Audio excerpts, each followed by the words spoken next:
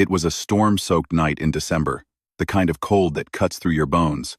In the darkest corner of Central Station, forgotten by a world that had given up on her, sat a woman who was about to change history. She had no idea that in 12 minutes and 37 seconds, she would save the life of one of the world's most powerful men. She had no idea that her single act of compassion would create ripples that would transform thousands of lives. And she certainly had no idea that 10 years later, the entire world would know her name. This isn't just a story about a homeless woman and a billionaire. This is about the night that proved guardian angels don't always have wings. Sometimes. They have broken hearts that still choose to love. If you believe that kindness is never wasted, that miracles hide in ordinary moments, hit that like button right now and subscribe, because what you're about to hear will shatter everything you think you know about worth, value, and the true meaning of wealth. Her name was Grace Elizabeth Hartwell, but the world had forgotten her full name long ago. To them, she was just another invisible shadow in the urban landscape. Let me take you back 15 years, to when Grace's story truly began. Picture a cozy two-bedroom house on Maple Street, yellow curtains in the kitchen window, a vegetable garden tended with love. The sound of laughter echoing from the dining room where Grace and her husband David shared their evening meal. Grace was a pediatric nurse at Children's Hospital. David taught 5th grade at the local elementary school. They weren't wealthy, but they were rich in all the ways that mattered. They had plans, a dream of children, a future painted in soft, hopeful colors. Then came the diagnosis that would destroy everything. David's cancer was aggressive, rare, relentless, the kind that insurance companies classify as experimental treatment territory, which is medical jargon for prepare to lose everything you own. Grace fought for David, the way warriors fight for their kingdoms. She took out loans against the house. She cashed in their retirement savings. She worked double shifts, triple shifts, sleeping in hospital chairs between her own work hours and David's treatments. For 18 months, she poured their life into keeping his alive. Every dollar, every moment, every ounce of strength she possessed. David died on a Tuesday morning in March. The same week, the hospital bills reached $847,000. Grace buried her husband on Wednesday, lost their house on Friday, and found herself living in her car the following Monday. But the cruelest part wasn't the poverty. It was the isolation. Friends disappeared when she could no longer afford to meet for coffee. Family members grew tired of her drama. The hospital, where she had worked for 12 years, let her go during budget restructuring, which was corporate speak for, we can't have someone this financially unstable representing our institution. Within 6 months, Grace Elizabeth Hartwell, beloved nurse, devoted wife, pillar of her community, had become what society feared most. A cautionary tale with nowhere to go. Central Station became Grace's world, not by choice, but by elimination of all other options. People think homelessness looks like Hollywood movies, dramatic and obvious. But Grace's homelessness was quieter, more invisible. She kept herself clean in train station bathrooms. She mended her clothes with thread she found. She maintained her dignity even as the world stripped away everything else. Every morning at 5:47 a.m., the first wave of commuters would flood through the station. Lawyers in $1,000 suits. Bankers clutching coffee that cost more than Grace's daily food budget. Executives rushing to meetings that would determine the financial fate of companies Grace had never heard of. They stepped around her, over hair, past hair, but never saw hair. Grace had discovered something profound about human nature. We only see what we're prepared to see, and most people aren't prepared to see suffering that close to their own success. But here's what made Grace extraordinary. Despite being invisible to others, she never stopped seeing them. She noticed the young mother who rushed through every morning, dark circles under her eyes, juggling a toddler in a briefcase. Grace would whisper prayers for her strength. She watched the elderly man who shuffled to the 8:15 train, shoulders bent with loneliness. Grace would nod when their eyes met, offering the only gift she had left, acknowledgement of his existence. She observed the teenagers who gathered in the corner, too proud to admit they were hungry. Grace would leave her few extra dollars where they would find them, letting them preserve their dignity by thinking it was luck rather than charity. Even when you have nothing, Grace would whisper to herself on the hardest nights, "You can still give kindness. And sometimes, that kindness changes the world." She had no idea how prophetic those words would prove to be. 3 miles away, in a penthouse that cost more per month than most people earned per year, Jonathan Charles Miller was discovering that money couldn't buy the one thing he desperately needed: peace. At 54, Jonathan was worth $4.7 billion. He had built his empire from a small tech startup in his garage to a multinational corporation that employed 200,000 people across 6 continents. Forbes called him the Visionary. Wall Street called him the Golden Touch. The press called him America's most eligible bachelor. But Jonathan called himself something else entirely: empty. His success had come at a cost he was only beginning to calculate. 3 failed marriages to women who loved his wealth more than his soul, children who called him sir instead of dad, and scheduled appointments through his assistant to speak with him. Friends who were really business contacts wearing the mask of friendship. That December evening, Jonathan sat in his office on the 60th floor, staring out at a city that sparkled below him like a circuit board. He had everything he had ever thought he wanted, and somehow it felt like nothing at all. His doctor had been warning him for months about his stress levels. "Your blood pressure is dangerous, Jonathan. Your heart is under constant strain. You need to slow down, or your body is going to make the decision for you." But slowing down felt like surrender. Moving forward felt like his only option, even when he couldn't remember why he was moving or where he was going. That night, Jonathan made an uncharacteristic decision. Instead of having his driver pick him up, he would take the train home. Not because he enjoyed public transportation, but because something inside him was desperate for normalcy, humanity, connection to something real. He had no idea that this single decision would save his life in more ways than one. December 15, 11:43 p.m. The storm hit the city like a physical force, driving sheets of rain horizontally through the empty streets. Central Station should have been nearly empty at that hour, but the weather had stranded dozens of travelers, delayed trains, canceled flights. People huddled together, united in their shared inconvenience. Grace sat in her usual corner, but tonight was different. Tonight, the cold seemed to seep through her bones. She had given her thicker blanket to an elderly woman who was shivering near the information desk. Grace kept the thin, torn one for herself. She was hungry. She hadn't eaten in 18 hours because she had used her last few dollars to buy formula for a young mother whose baby was crying with hunger. Grace understood the sound of a hungry child. It was a sound that could break hearts and move mountains. As the storm raged outside, Grace noticed a commotion near the main entrance. A man in an expensive coat had stumbled through the doors, gasping, clutching his chest. The man was clearly in distress, but the fascinating and heartbreaking thing Grace observed was how people responded. Or rather, how they didn't respond. Commuters glanced up from their phones, assessed that this wasn't their problem, and looked away. A security guard started walking over, but slowly, reluctantly. A few people stepped aside to avoid getting involved. But Grace saw what everyone else was too busy, too afraid, or too disconnected to see. She saw a human being who was dying. Without hesitation, Grace abandoned her corner, her blanket, her few possessions, and rushed to the collapsing man. "Sir! Sir! Can you hear me?"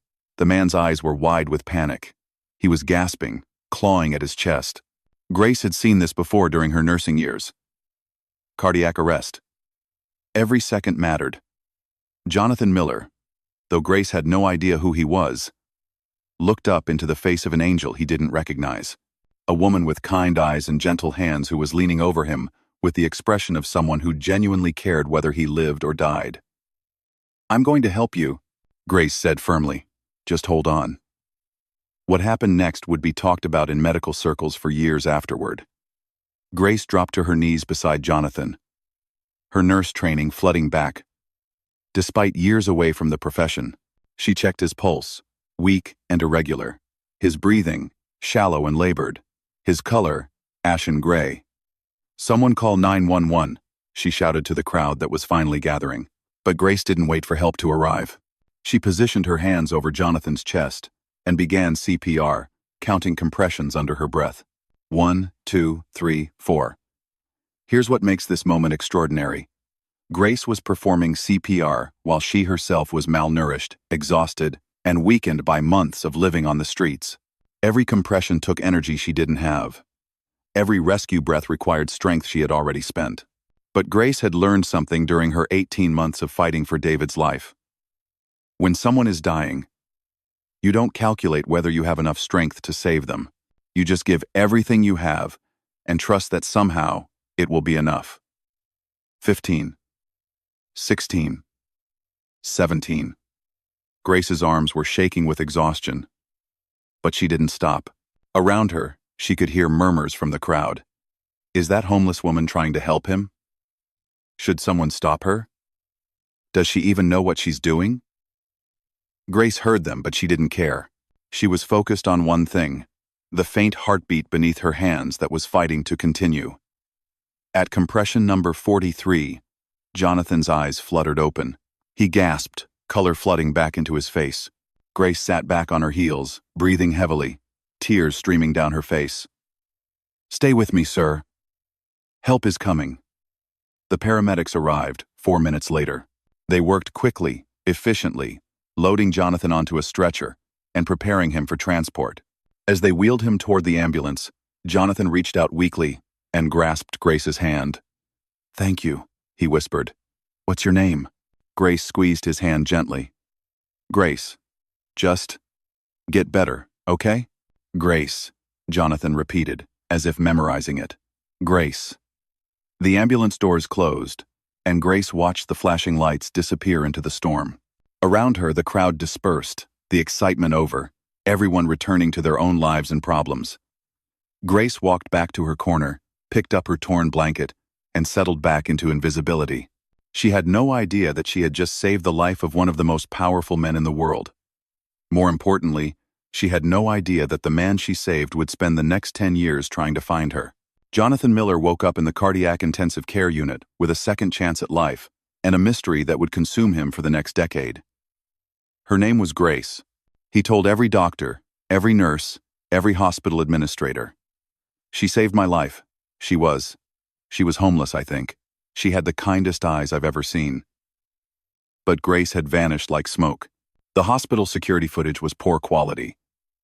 The police report listed her simply as Good Samaritan. Identity unknown. None of the witnesses could provide more than vague descriptions. Jonathan hired private investigators. He offered rewards. He had his staff search homeless shelters, soup kitchens, community centers. He funded programs for the homeless, partly out of genuine compassion, but partly because he hoped Grace would show up somewhere in his network of charitable organizations. Years passed. The trail grew cold, but Jonathan never stopped looking, never stopped wondering. His near-death experience had changed him in ways that went far beyond the medical. He began to see his wealth differently.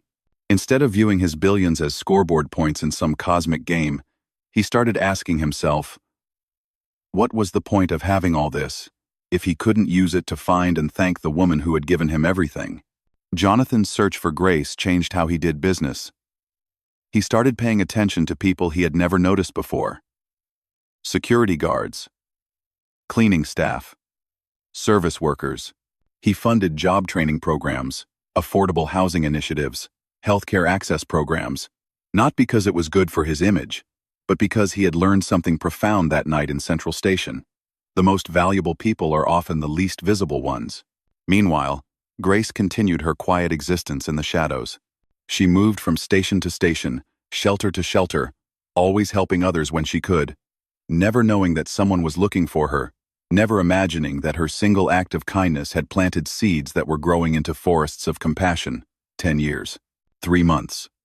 12 days after Grace saved Jonathan Miller's life, fate decided it was time for the circle to complete itself.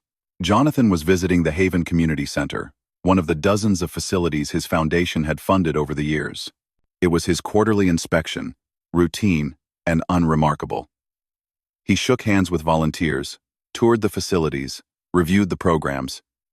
And then, in the corner of the main dining hall, he saw her. Grace stood behind a serving counter, ladling soup into bowls with hands that shook slightly from age and hardship.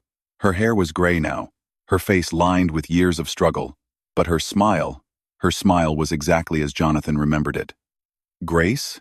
She looked up, confused by the stranger calling her name.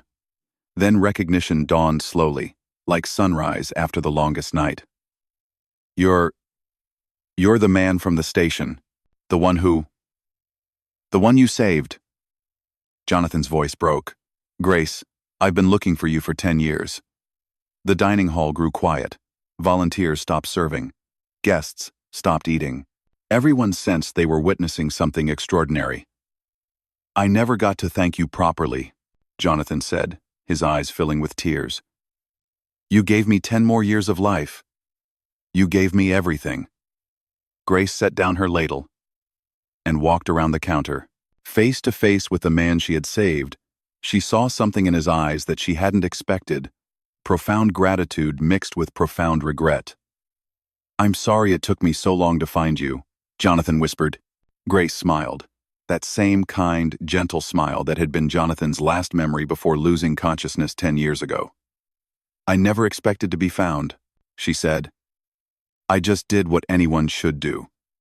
No, Jonathan said firmly. You did what angels do. What happened next shocked the world. But it shouldn't have. It was simply the natural conclusion of a story that began with one person choosing to see another person's worth. Jonathan didn't just offer Grace money. Money was too small for what she had given him. Instead, he offered her something far more valuable: purpose, dignity, and a chance to multiply her gift of compassion. Grace became the director of community outreach for the Miller Foundation, not as a figurehead, not as a symbol, but as a leader who understood poverty from the inside and could guide resources to where they were needed most. Under Grace's leadership, the foundation transformed from a tax write-off into a lifeline. She knew which programs worked because she had lived in the world those programs served. She knew what dignity looked like because she had fought to maintain her own. She knew what hope felt like because she had learned to find it in impossible places. But perhaps the most beautiful part of their story was how it changed both of them. Grace found her worth reflected in Jonathan's gratitude and respect. Jonathan found his purpose reflected in Grace's wisdom and compassion. Together, they proved something the world desperately needed to remember: that worth isn't measured by what you own, but by what you're willing to give. That angels don't always have wings. Sometimes they have broken hearts that still choose to love. And that sometimes when you save someone's life, they turn around and save yours right back. Grace lived her remaining years surrounded by respect, purpose, and the knowledge that her kindness had rippled outward to touch thousands of lives. She often said, kindness is never wasted. It circles back, even if it takes 10 years. If this story moved you, if it made you look at the invisible people around you differently, share it with someone who needs to remember that every person matters. Hit that like button, subscribe for more stories that restore faith in humanity, and remember, you never know when your single act of kindness might save a life, change a destiny, or shock the entire world. Because sometimes, the smallest gestures create the biggest miracles.